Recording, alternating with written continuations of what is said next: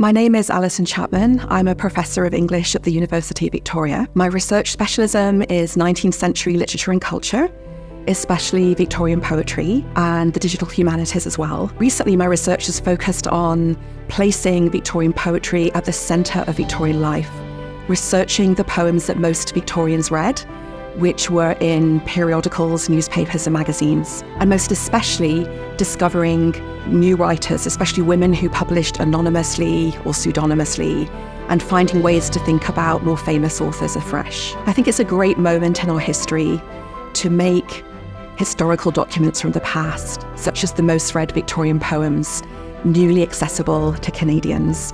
They're challenging, they're entertaining, they're thought-provoking, and in my digital platform, they're freely available and searchable too. I think also by understanding the ways in which people of the past represented themselves through literature and other forms too, we also can imagine new horizons for our own world.